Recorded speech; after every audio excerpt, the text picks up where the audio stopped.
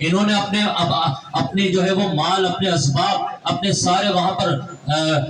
چھوڑ کر اور اس ملک کو آباد کیا ہے۔ میں سمجھتا ہوں کہ ہمیں جو ہے وہ تمام جو محب وطن جو یہ لوگ ہیں جو مطالبہ کر رہے ہیں، ان کے مطالبے کو فی الفور سننا چاہیے، اور میں یہاں کی پوری کمیٹی کو یقین دلاتا ہوں کہ جہاں ہماری ضرورت آپ کو چاہیے، میں مثال کے طور پر عرض کر دوں کہ انشاءاللہ آپ کا یہ مسئلہ مفتی منیب الرحمان صاحب کے سامنے بھی رکھیں گے، اور چونکہ مفتی صاحب بھی ماشاءاللہ سے بہت متحرک ہوتے ہیں، تو انشاءاللہ قبلہ ہمارے جتنے بھی اکابر علماء ہیں ہم ان کے سامنے یہ آپ کا مسئلہ رکھیں گے۔ آپ فی الفور ہمیں جو اپنے لیٹرز وغیرہ ہیں وہ آپ ہمیں دیں، اور ساتھ میں ہی جو اپنے ڈیلیگیشن ہے کہ قبلہ مفتی منیب الرحمان صاحب سے ہم گزارش کریں گے اگر ان کی یہاں آمد ہو سکتی ہے تو ہم کوشش کریں گے کہ انشاءاللہ ان کی خدمت میں ہم گزارش کریں گے کہ وہ اس مسئلے کو جو ہے وہ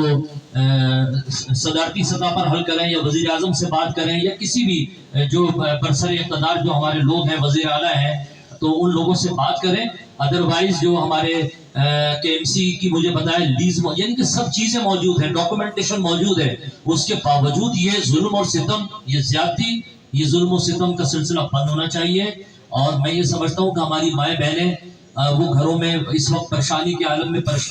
وہ بیٹھی ہیں، انہوں نے اپنے سارا ہمارے بھائیوں نے سرمایہ لگا کر یہ گھر بڑی مشکلوں سے بنائے ہیں۔